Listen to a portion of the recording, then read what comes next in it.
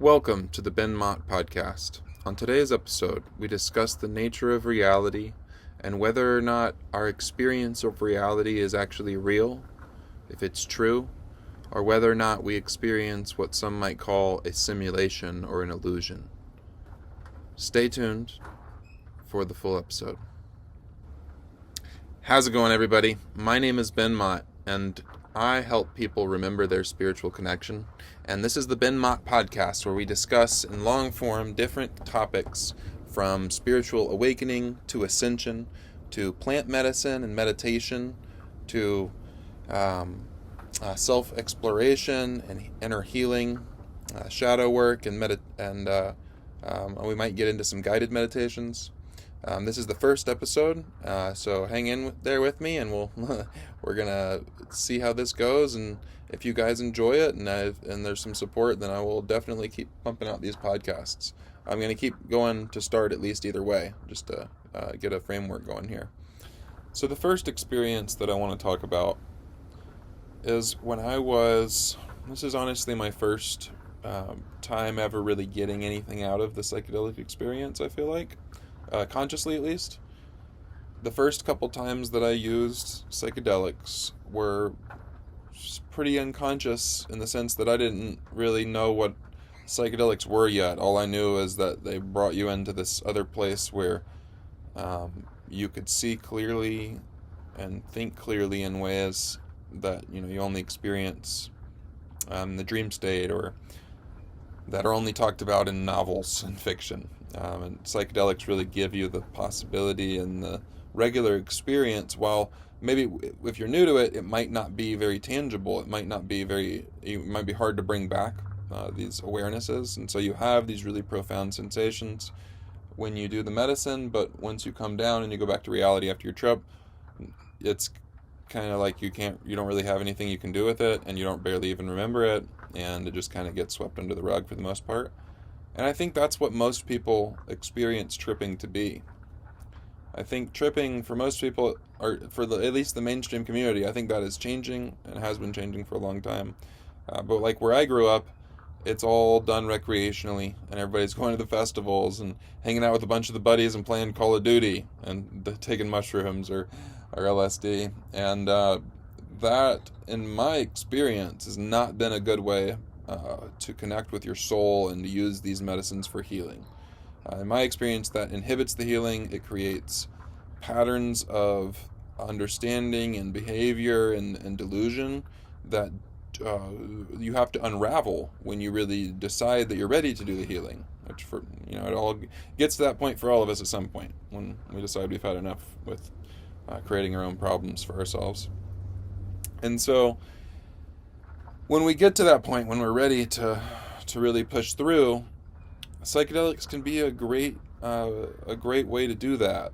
And if you haven't done it before, that means that you have a much better chance than most everybody you've ever heard of talk about psychedelics to have a breakthrough.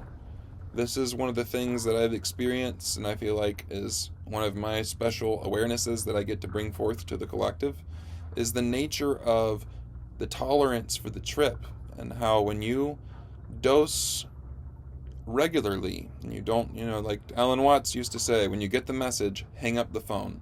And so if you're picking up the phone all the time, if you're dosing all the time, and you're not taking time to take the message home, enact it into your life over the next week or two or month, or sometimes a lot longer than that, because some of the lessons you get on these experiences are so profound, it can take sometimes over a decade to process sometimes.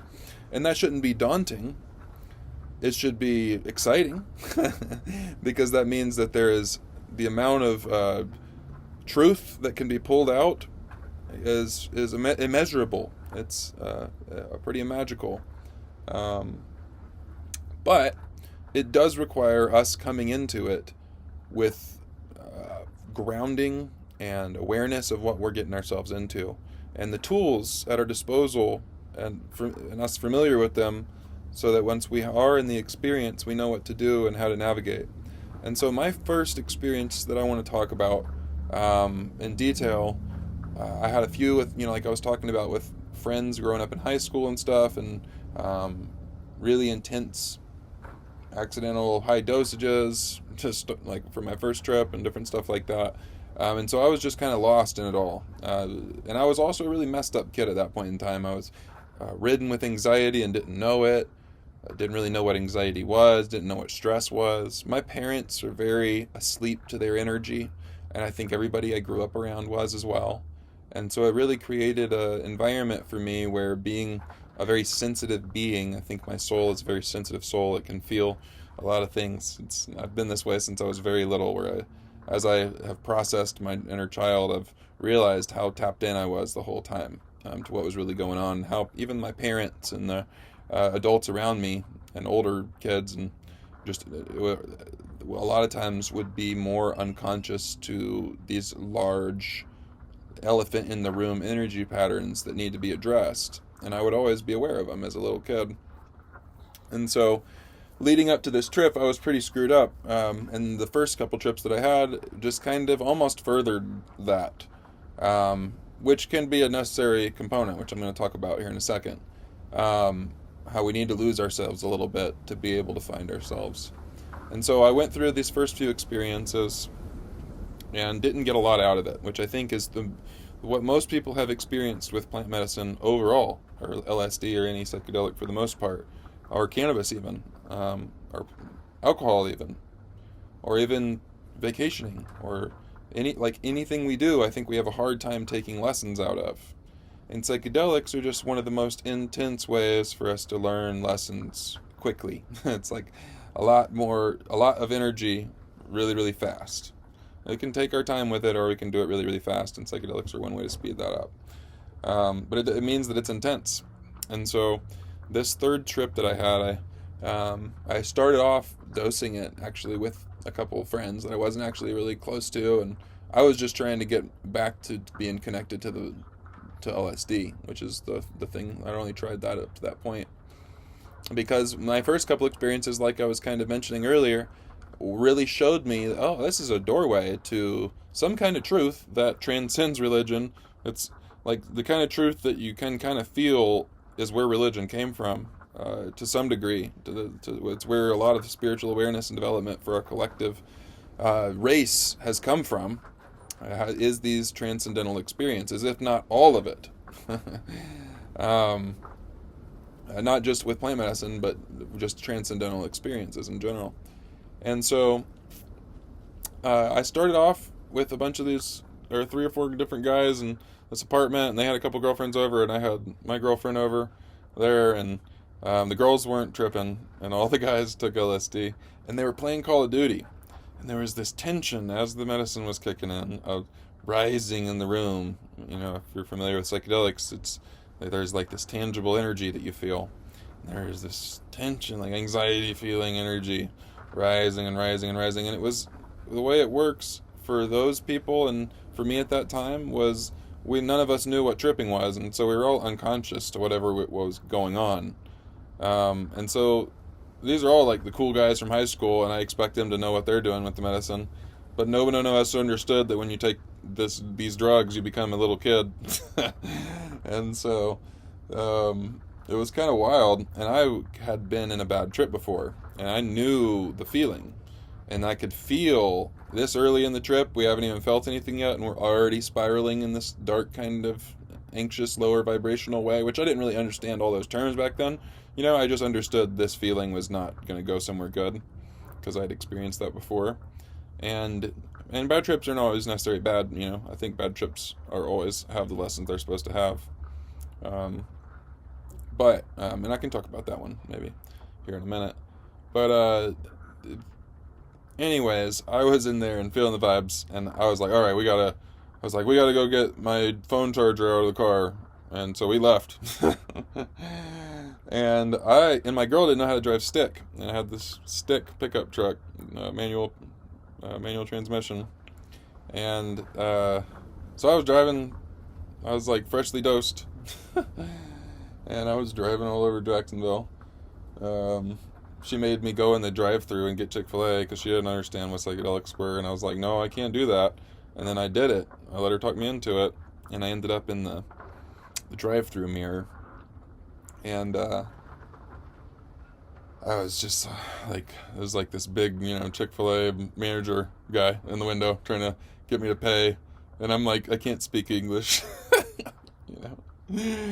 And so this trip that happened, and I was like freaking out. I was like, and I pulled forward, and I was like, just told her to go inside, go get inside. I told you I didn't want to drive in the drive-through, and so that was kind of one of the more intense things that I'd done yet while tripping. Right, more outside of my comfort zone. And then later in that day, we went back to her parents' house, and so I was hanging out on her parents' house living room floor, petting my cat, who was over there, and this cat, I'm like petting the cat, hanging out with the cat, and you don't really realize this changing of energies on LSD because everything is just magical. You're just in the magic state. You're just numb to it all almost because it's just where you're at. And after a minute or two, I realized I've been like having total full-blown telepathy with this cat.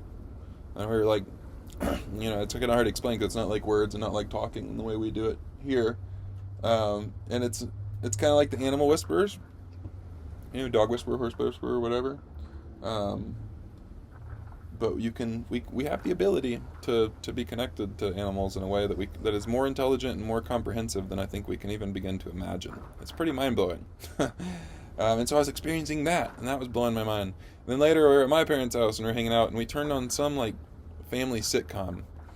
And I remember watching this, like these normal kids interact in this mainstream sitcom. And just like having all these realizations about how everybody is just copying what they've seen, their mainstream, whatever they subscribe to. Everybody has their belief system and their value system, and so whatever we each subscribe to is what we soak up, and we become it. And anxiety is fundamentally woven into our nature because for the last 10,000 years or whatever, we've been in a fight or flight nonstop for pretty much. We haven't had to be in recent times, and I think we're learning out of it. We're just now at a place where we have the ability, I think, to learn out of fight or flight consciousness because we have safety. The root chakra can be stabilized. But it was really wild because I was just sitting there watching this show and experiencing. It was like the first time I experienced this, the paradigm, my entire reality folding in on itself and simplifying to by a magnitude that is undescribable, And I think that's a big feeling when we're lost in the energy and we're unconscious to our world. We feel lost. And I think as we start to do our healing and we start to go through our process, we start to put, the pieces of the puzzle start to get more, like they start to appear, you're able to put them in more over time. And even if you don't have the whole puzzle, a lot of times you can start to see more of a map of what you got there, even if you got huge holes still. And so I think that's kind of, the experience it was the first time I ever really experienced my puzzle being filled in without having to grind for each freaking piece. Fucking piece. I guess I can curse on here. Haven't stopped and decided on that, but I think that I'm gonna allow cursing on here. Hopefully we'll get some interviews on here at some point. Not to go off on a side note, but that'll be cool. But yeah, so this experience was really wild because the main thing that really changed my life from it is the realization that everyone is anxious, and so am I, and that's why I am so messed up. Is because I'm anxious about everything, because this is the way everybody is, and they're all lying to themselves. And when I say everybody, I mean the majority, probably. I don't think every single person. I think there's a lot of people out there who are free.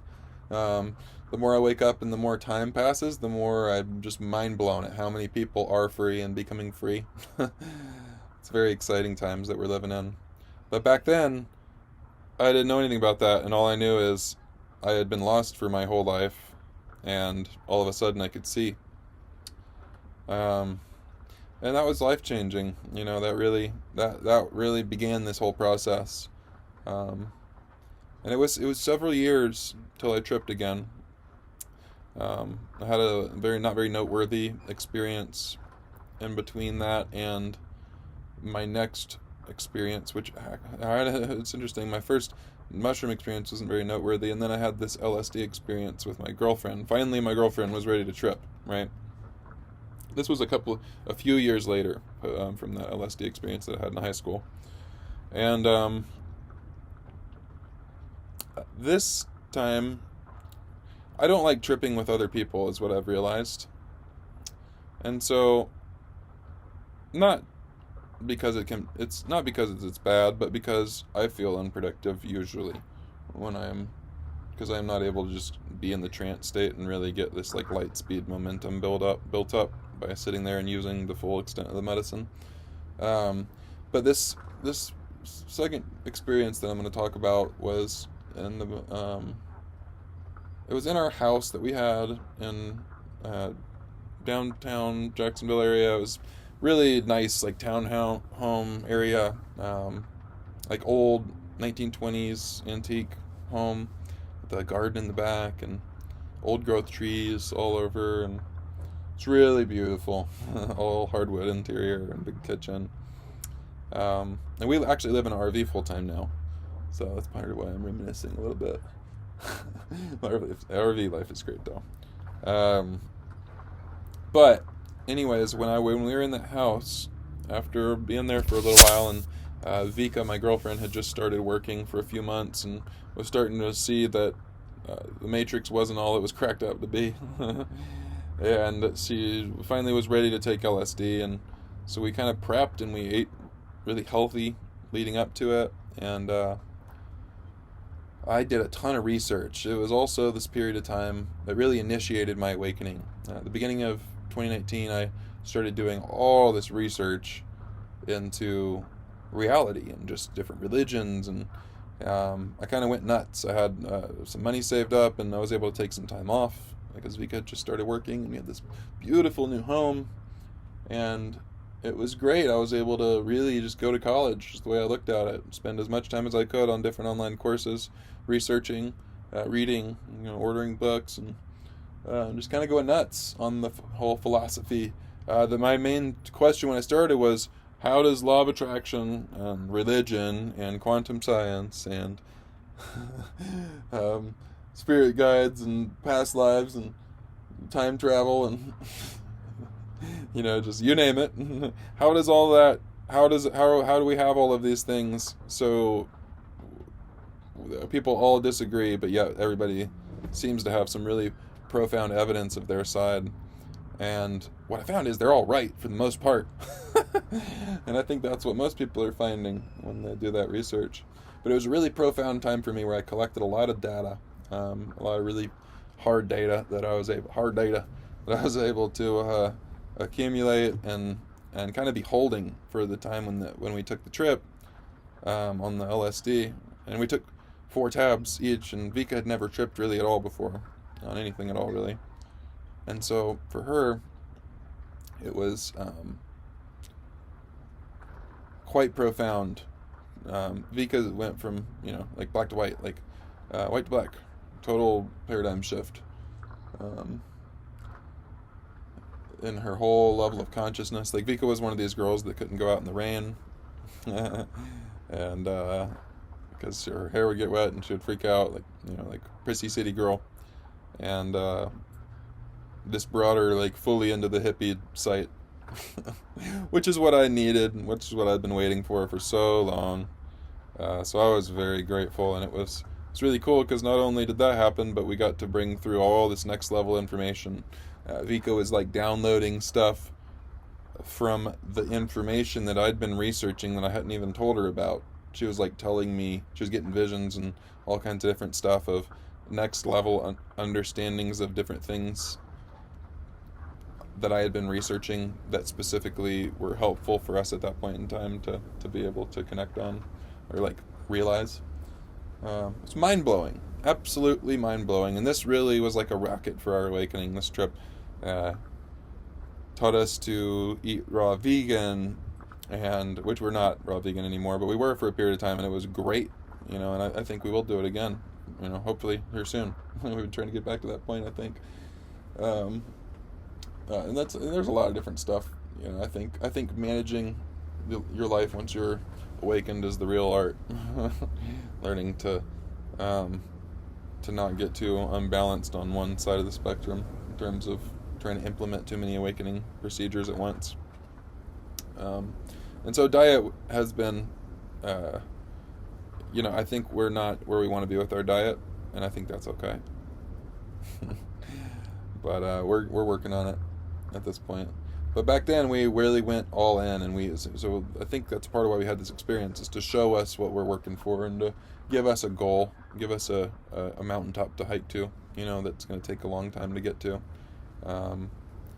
And it was absolutely, probably the most profound shift point in my entire life was this spring and summer when we went through all these shifts, and I realized my ancestry and my soul's inheritance, and realized that I'm a light worker and I'm starseed, and I came here to help awaken the planet and ascend the humanity out of darkness and all this crazy crap. And and I think that's a common thing for people when they're new to the awakening, to kind of just jump off the diving board in full send.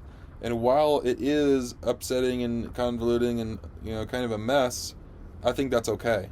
I think the goal should be efficiency, but I think we have to follow our spirit. And I think our definition of what seems like efficiency may not always line up with what our spirit knows to be the most efficient path. And so I think while we can, I think it's important for us to play our co-creating part in the process.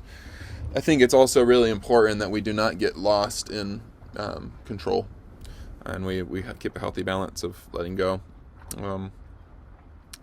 But yeah, and so that experience really set us up for all kinds of different practices. Like from that point, I started growing mushrooms and microdosing mushrooms a lot, and hiking in nature and tapping into psychic abilities, and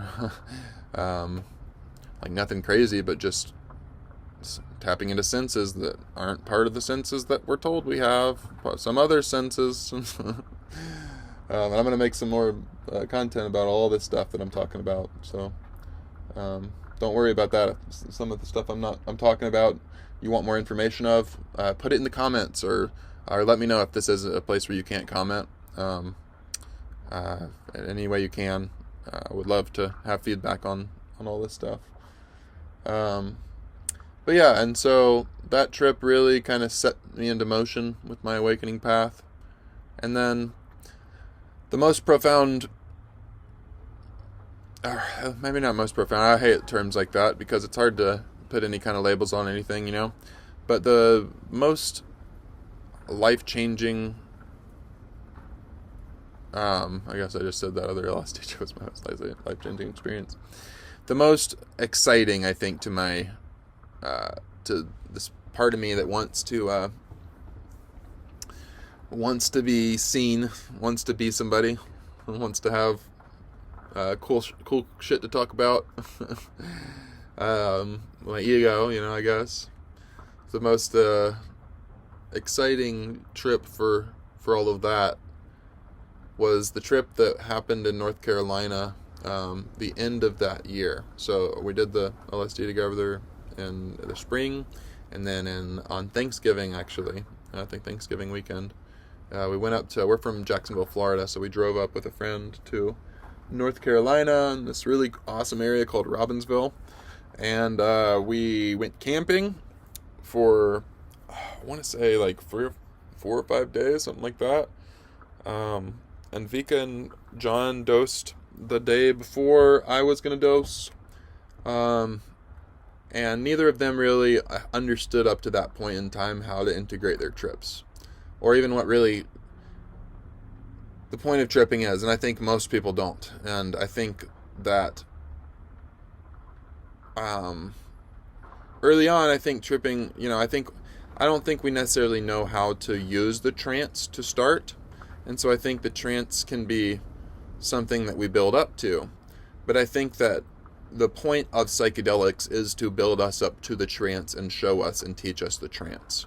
And trance is the state where you are not connected to your brain and its problems anymore. You're connected to your soul and you're thinking with God. And it's you know it when you're there. It's a different place, and so Vika and John in this time didn't really I just think that they didn't really understand how to integrate it. I think Vika really pushed into experiencing like never before, and I think John did to some degree as well on the come up when all the crazy crap happens.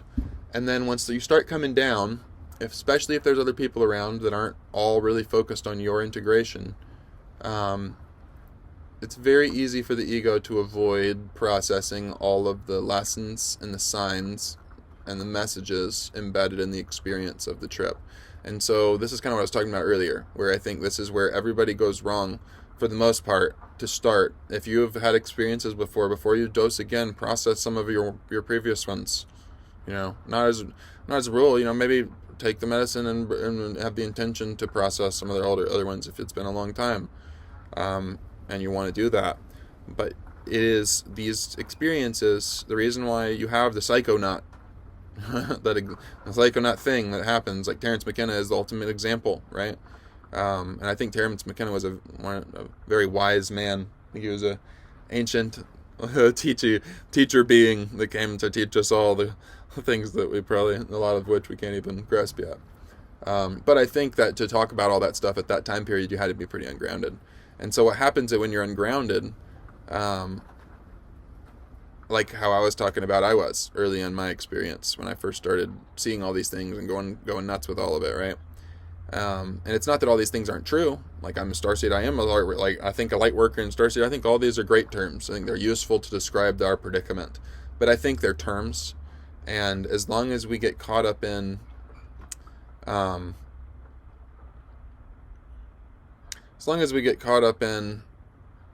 anything other than the dissolution of everything, or the dissolving of everything other than our spirit, as long as we're focused on anything else, we're kind of still caught in the delusion and the illusion and the Maya, the matrix, whatever you want to call it. And so up to that point, it was stressful for me because I was the only one I knew in my world that knew how to integrate anything.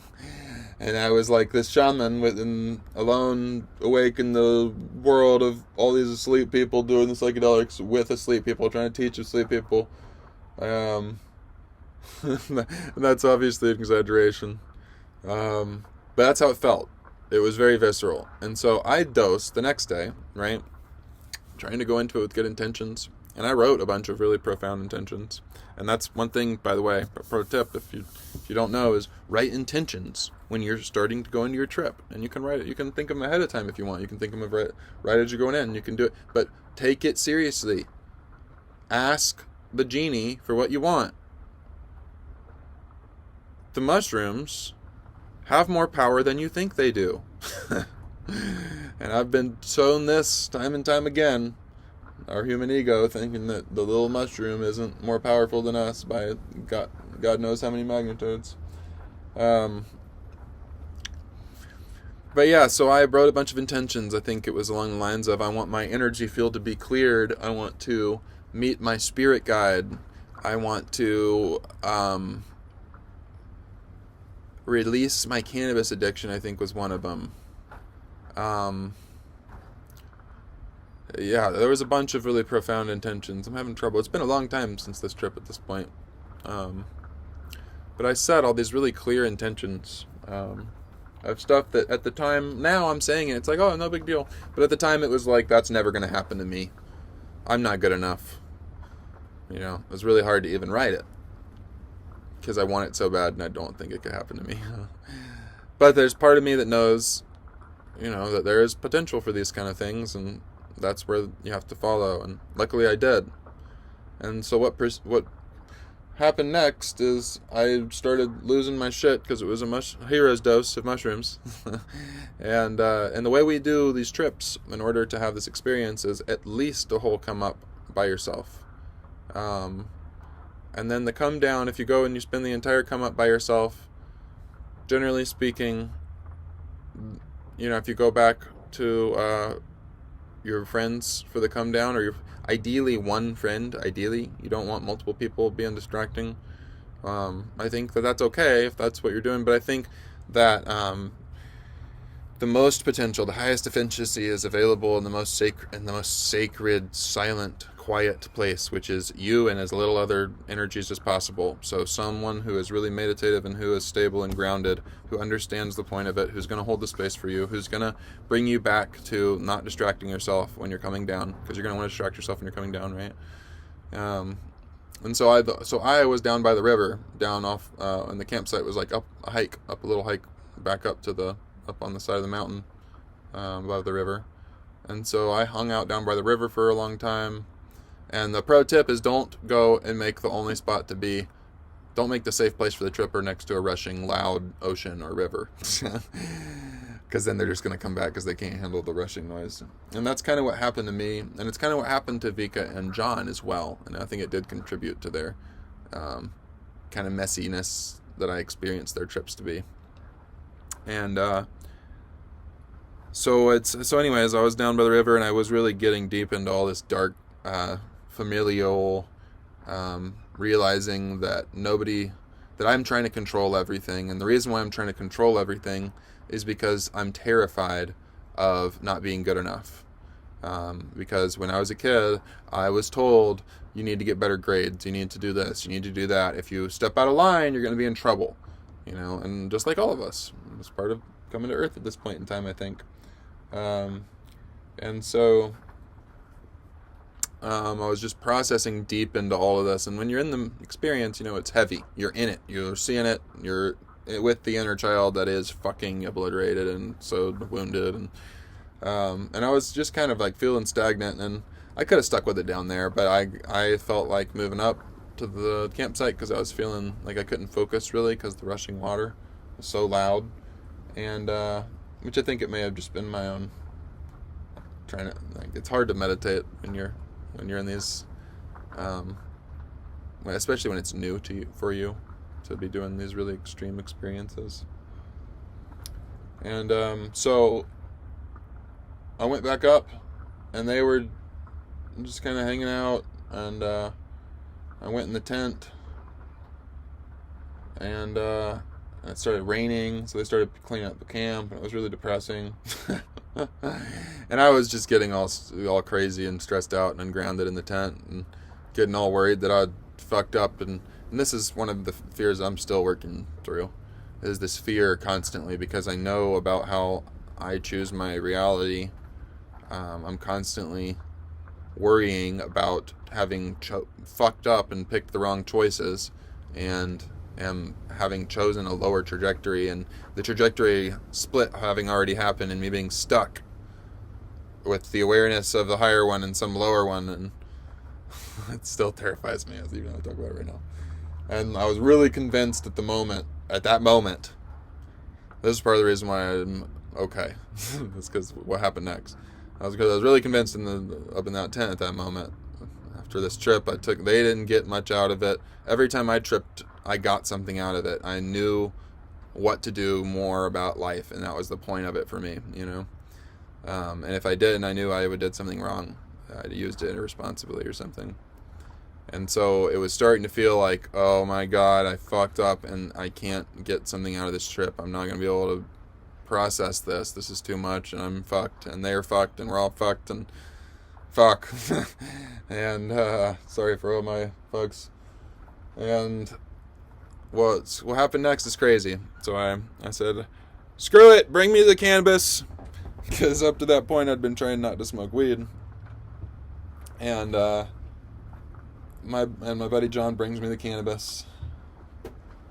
And I think I told John something along the lines of, I just realized that I don't have a mother, and my mother didn't actually love me, and or whatever, And my mom loved me. She loved loved the shit out of me, but she loved me as much as any wounded, broken person can, which is not very much compared to God and our true nature, what we're really supposed to look like, how we're really supposed to reflect energy and love. As you ascend, you have to deal with the fact that you are not, that you have been lesser than what you are. It's like this whole trip of having to let go of the darkness that you are, that feels like part of you, that you're almost addicted to having, and that feels safe. And I don't know, it's really wild. I'm not doing a great job of explaining that part right now, but anyways, this experience proceeded with John bringing me the weed and me telling him some crazy sensitive crap that John didn't really know how to respond to, and he was like, "I'm sorry, man. Are you okay?" And I was like, "Oh shit, yeah. He can't hold this. He can't. Like, he doesn't know how to hold the space and tell me it's gonna be okay."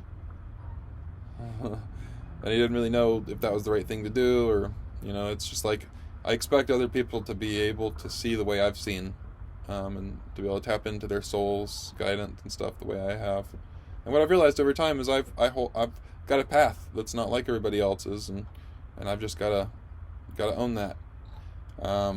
And so at that time I didn't know that, and it was really heart-wrenching to not be able to get help from John and just to have confirmation that my friend can't help me and I'm fucked and alone, just like I thought. And it's so funny as I tell the story, all the paradoxes. And so what happens next is I hit the weed, pull the blanket over my head, and the word mother pops into my head. And I had never really had any psychic experiences up to this point. I'd had some borderline energy. I'd done a little bit of Reiki on myself. I'd worked with the clairsentience event, but I hadn't had these distinct out of body, out of world experience, or out of physical reality experience like that yet. And what happens is I hit the weed, pull a blanket over my head, and I hear the word mother pop into my head. And as the word mother pops into my head, I'm like, what is happening? Why did that happen? How did the word mother just sound like that in my head? I'm like having to press, because I didn't say it, and it was abrupt and distinctly said in my head. And what happened next is my spirit, or whatever, I don't know really what the accurate terms are, I could try to formulate it, but pretty much I just found myself in black space. Not my body. I had no body, and I was in black space. But it was me. It was the real me. But I was still connected to my trauma and my wounding, and what proceeded to happen, I was shuttled into this black space where I felt my head being held up like an infant. Where you have to hold up a baby's head because they can't hold their own neck up, their own head up. And I felt that sensation where I couldn't hold my own head up, and it was being cradled, and I was being taken care of in this incredibly intimate way that we all know from being born. And pretty much I'm going to try to just give the dialogue as best I can, because it wasn't a dialogue, it's thought forms, and I had to translate it into my own reality to be able to remember it or anything. But pretty much the way if there was a transcript, pretty much the way it would go is the cannabis entity, which I wasn't really clear on at the moment, and since I've become very clear on, is that the cannabis entity was introducing herself to me as my mother, and that I have a physical human mother, but my mother that has taught me what a mother teaches, the being that taught me unconditional love, that taught me how to hold space for myself, how to feel okay in harsh circumstance, that mother is cannabis. And I would like to think, and she almost kind of told me, that that's exactly what's going on with everybody else too. And then she proceeded to show me how I've been your mother this whole time. I've been in your head. I work through your subconscious. She proceeded to show me how, for the past almost a decade of smoking all day every day, the reason why I was smoking all day every day is because I was screwed up, and I didn't know how to think or be without sending myself into horrible trajectories for myself. And I think us light workers, starseed, whatever you want to call it, right? Old souls, whatever. Us sensitive beings are threading the needle right now in this lifetime. And so cannabis is a way for us to thread the needle and not have to have our brain be a part of it. Because if you smoke weed every day, and it's the right thing for you, if it's aligned, you'll find that you have the experience kind of like what the Rastafarians talk about, where everything is just all right, and you don't get sick, and you don't have problems, and or not. It's not that you don't have problems, but like if you're, I mean, pot also brings up problems. So like if you are lazy, pot will make you more late. Pot will bring your laziness out. If you're a bad person and you talk shit to people and that you get off on that, it's gonna make you do that. It gets you unconscious and makes you feed your ego with different stimulants or sugar or whatever. It's cannabis shows you yourself. She gives you more of yourself. She heals you, and the only way to heal is to feel. So a lot of times we have to act it out several times, if not many, many, many, many times, before we can realize that what we're feeling is not what we want to be feeling. And the only way to get us to do it is kind of shove our nose in it. Unfortunately. It's like the universe's way of teaching. It's the law of karma, what you are is what you get. You are reflecting your external reality outward, and there's just a slight time delay that is multi-layered and multi-dimensional, But anyways, back to the middle of the experience. So cannabis tells me essentially that I'm your mother. I'm the one that has held the space for you and allowed you to not be crazy. Allowed you to stay sane and be the being that you are and stay energetically sensitive in this world and not lose yourself. It's the reason why you're dumb. I'm not dumb. I think I'm a pretty smart guy. But when you smoke weed all the time, you have the feeling of being kind of dumb sometimes. Regularly. And I've come to terms with that just being a part of the phase of life while you're smoking weed for healing, or just a part of cannabis. Is she turns her intellect down for a freaking reason, man. She turns it down for a reason. Your intellect is not helping you if you don't know what you want and you don't know who you are, and you're carrying on with all these different unconscious energies that you're identified with that are really just like seeking validation from childhood because we didn't get seen, or we got spanked and so we're trying to make sure that we do enough so we never get spanked again. Like these basic energies we all have is what we're doing all the time. And so your intellect ain't helping you if it's based in that. And the reality of it is our whole world is based in that. So yeah, it might look dumb to be high all the time, but your consciousness might be going through a monumental energy shift that you didn't know how to orchestrate, and you weren't gonna orchestrate because you didn't know how to let your soul in. Your soul can't get into your body if you don't give it the space, right? And if we're not meditating and we're not going out in nature, there's different things you can do. There's hiking, biking, there's all kinds of different things you can do. But for a lot of people, they're so traumatized and they're so broken. Like me, sophomore me. They can't do any of that, and they're not going to, and they're going down a dark path unless they have help. And the pharmaceutical medicine, in my experience, isn't real help. It's a Band-Aid.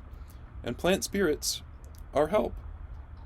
And this is the story, part of the reason why I'm telling this story is I really want people to see how much help it is. It's not just getting high and then sometimes you get healed and sometimes you don't. It's a conscious plant spirit entity who everybody who ever smoked weed always and every time they always worked with, every time, most of the time unconsciously. And if you learn how she works and how to work with her, she heals you. Not everything, maybe she hands you off to other plant spirits when you're ready. Or teaches you meditation, transcendental meditation, or, different paths. There's different paths out there. But she is... there's a reason why we're all smoking a lot of weed these days in the collective on planet Earth right now. And it's because we all really need cannabis right now. Cannabis is playing a really... I don't mean every person needs to smoke weed. But I'm just saying she's playing a big role for humanity right now. She has the antidote that a lot of us are seeking. And so she proceeded to tell me how, since I was in high school, how all these, like, it was almost like a flashback, like life review of all these different times that she intervened and helped me to make different choices, and helped me to see differently and want different things, and because she showed me like who I am a little bit more than my brain would have allowed if I was not stoned. And so you can look at this as just a dumb thing that happens because you're high, but it's not. It was very clear in its experience, and as I try to put it into words, it falls apart because that's how this works. But she very clearly showed me how she is consciously working through our subconscious to heal us all. And it's through thought forms, and we just can't notice the thought forms because we're so scatterbrained that there's a bunch of entities, usually, working with us, most people. And we can't tell the difference between us and them and anything else, for that matter. And so it was essentially the veil. She was essentially pulling the veil off of our relationship that had been going on for a long time. And showing me how she had been grooming me, just like she's grooming everybody else that smokes weed, for the most part. And she kind of like held me, and there's this repetitional energy of, you have been through so much pain, and like allowing me to purge and release, or not purge, but like release. Like, I was being seen by my mother, the plant spirit, after just realizing I'd never been able to be seen.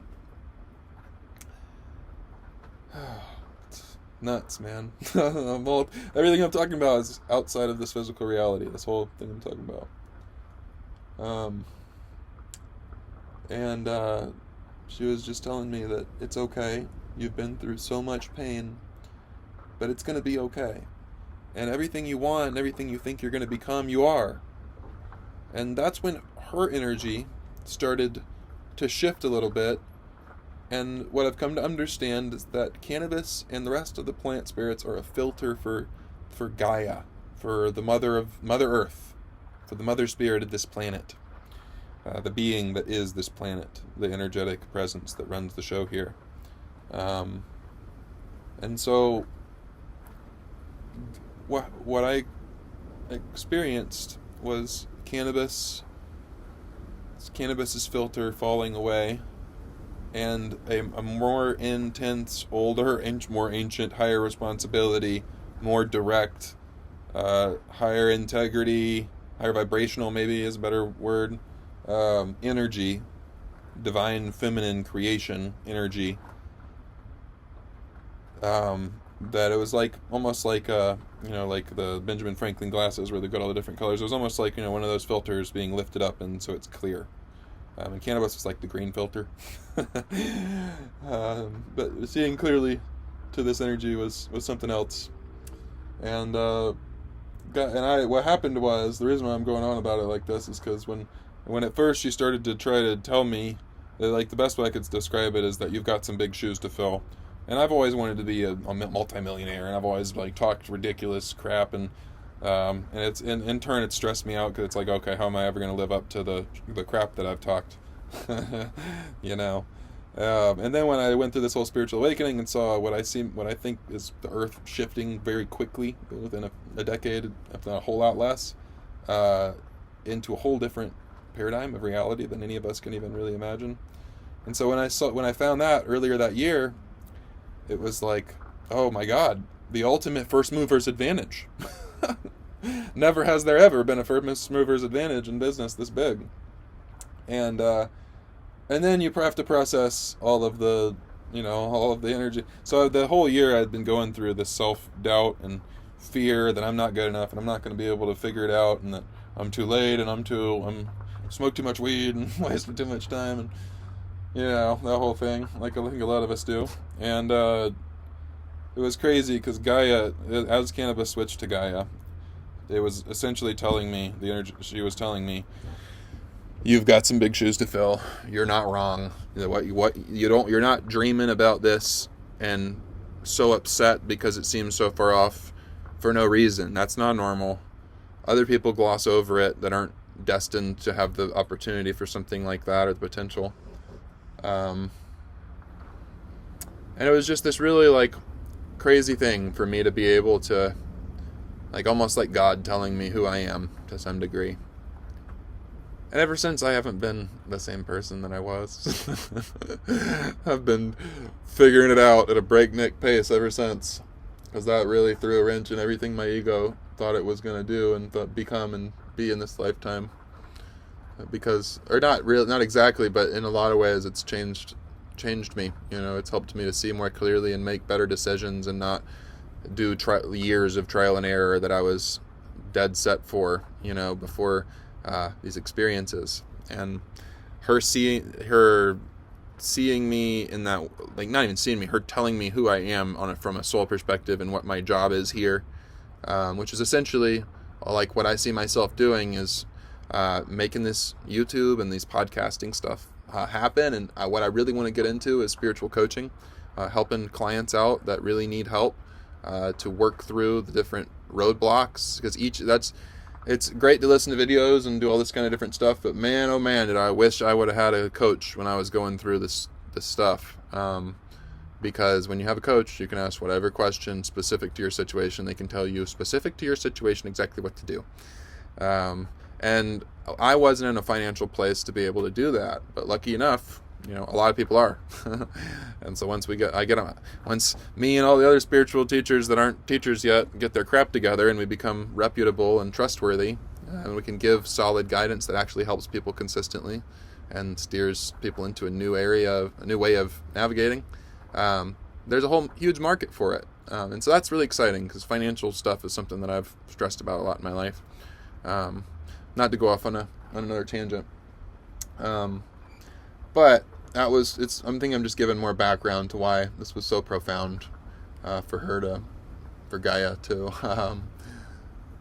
tell me who I am, who I'm gonna be, and who I'm becoming, and all of that to some degree. It wasn't clear or anything. It was just enough. And then so that's what I was starting to say. So when she first nudged me with all that, I wasn't excited.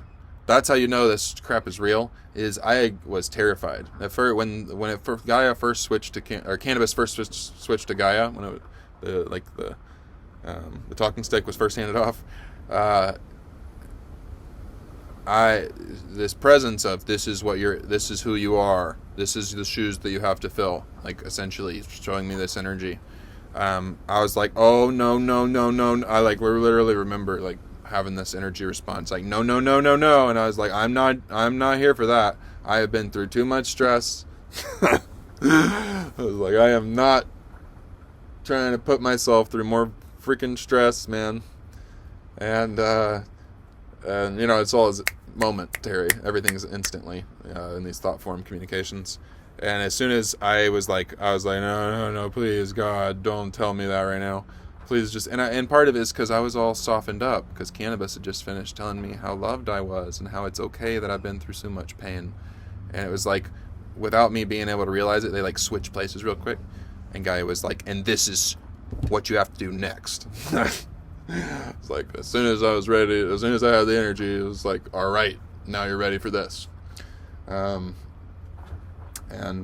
Man, yeah, it's really profound. And I'm just now starting to get to the point where I can believe it enough to talk to you guys, to put myself out there and push my boundaries and really grind at this path of creating a presence here on the planet of support and healing and helping other people remember and start to have these similar kind of experiences. Because I think this is what humanity needs. We need our connection to spirit, because this brain isn't really working too well for us.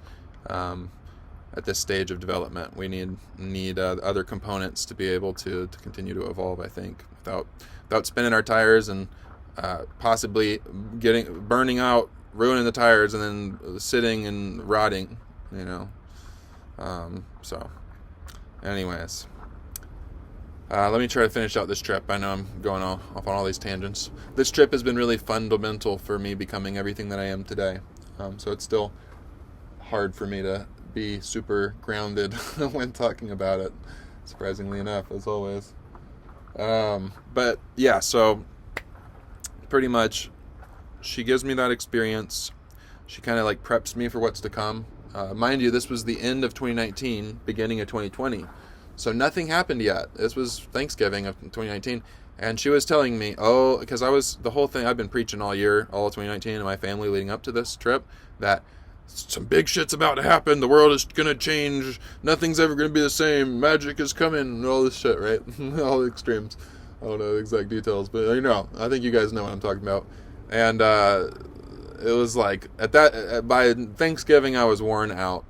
I was worn out of seeing all this hopeful conspiracies falling through because it didn't happen. Just like, oh God, is anything gonna happen? Am I just full of shit and losing it? Hence the being worried about stuck in the wrong parallel reality, And so I was trying to remember where I was when I was talking about that, but I was towards the end of this trip. It was like she was telling me what I need to know about what's coming. And essentially all I need to know, essentially she was like, this is all you need to know, and you already know. She was essentially telling me, you're on point about a lot of this stuff.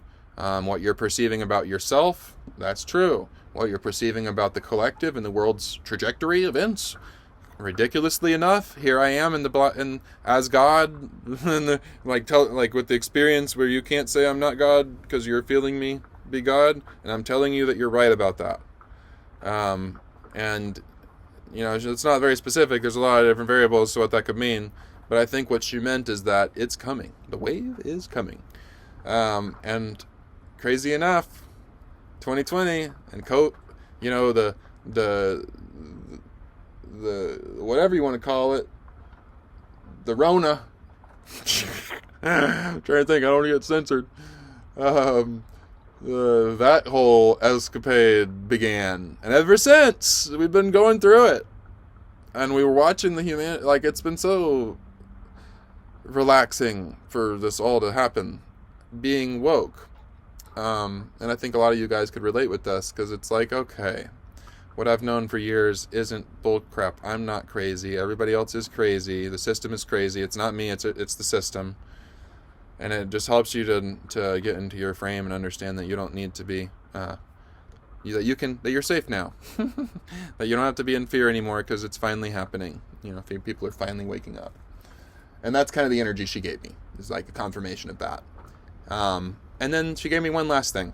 And this is pretty much the only tangible piece of practical advice or command or whatever that Gaia Cannabis gave me, that was really clear, immediately takeable from this experience.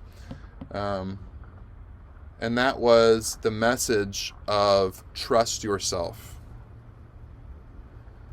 And she made this very blatantly, almost like upsettingly clear. Because what she was telling me is, don't listen to anybody else about anything. Because I was really trying to be, I realized my ego and the nature of my ego at that point. And I was really allowing myself to get tossed around by everybody else's energies, because I realized that we're all full of bullshit. And I realized that whole thing, how my ego is steering myself into constant arrogant bullshit thoughts and thought patterns and ways of being. And so she really guided me back to you're ready now. You've gone through the spiritual development. You're at a place now where you can handle the commitment to trusting yourself. And what's crazy, guys, is within a month, when we got back to Jackson, within a half of a month before Christmas, we had bought a Toyota RV, old rickety Toyota RV. Decided that we were going to quit our lease and not rent again, which is not what we had decided before, and because we love the house, and that we were going to quit our jobs and leave Jack's and just figure it out. And we really didn't have the finances to be able to justify those kind of decisions, but we were getting lots of signs and synchronicities and messages, and here we are, 2 years later, and it's great. It's taken a lot of getting used to. I think, like when the rest of the collective going through the eye of the needle and getting cornered in all these different ways, we've been going through our own personal version of that, just like I think we all have been. But it's since we're not like subscribed to the fear narrative, and we're not subscribed to the bullshit, and we've like extricated ourselves from a lot of it, it's manifested for us in other ways, through our issues and our energies coming up to be purged. And it's been nuts, but I really do think that 2022 is going to be a good year, guys. It's really is the beginning of this different direction for the energy to start to open up in, that is much more positive and much more growth and progress and building kind of energy. And while that can still be kind of catastrophic, because if we're out of alignment, it's going to keep checking us until we get into alignment. It's moving faster, and we have released more crap than we really realize, and we're more ready for these upgrades than we really realize. So anyways, I think that's going to be it for this podcast. I know I was kind of all over the place, but hopefully I do hope that this is tangible and you guys are able to get a lot of value out of it. Let me know what I can do better in the comments, please. I'm going to really work on posting more often and dialing in the clarity of the points, and I want to get more concise. I know I say a lot of different words and go around and around. But I think part of the way I speak does require a kind of meditative let go way of listening, because I do think I bring through information that isn't really able to be brought through more quicker talking. So I'm in the midst of trying to find the middle ground on all of it. And if you guys enjoyed this, be sure to like, subscribe, comment, share it if you have anybody that you feel like could benefit from it. I'm going to try to do one of these podcasts every week, at least, if not a few times a week. I'm still kind of seeing exactly how I want to move forward with the development of this channel and what's going to be best for my energy and the best impact for the collective and the best growth route for the channel. But other than that, guys, let me know what I can do better. I love you guys. I hope everybody has a fantastic week. Hang in there. Work through your energy. I'm going to give everybody one tip for this week. We're at a point in time where we can't afford to be unconscious anymore. We all have to become aware of these patterns that are playing out in our lives. It doesn't matter if you're almost enlightened or if you're at the beginning of the path. We've all got different patterns that are playing out. This is fundamentally true no matter who you are. Begin to become aware of these patterns that you have been ignoring. Because the ones that you have been ignoring that are not intentionally, but that have been not, you haven't had the energy, they've been below the awareness level, the evolution hasn't allowed you to go there yet. We can go there now. We've been scared to go there for a really long time, and we can go there now, and we have to go there as soon as possible. Because the energy is going to kick us in the butt if we don't take initiative. Because the way we get motivated is a kick in the butt. So, get excited, guys. We're in for a great year. And I think February is going to be a great month. Lots of forward-moving progress. So you guys have fun. Hang in there, and I will talk to you guys next time. This has been checking out the first episode of the Mott podcast. Talk to you guys later. Bye.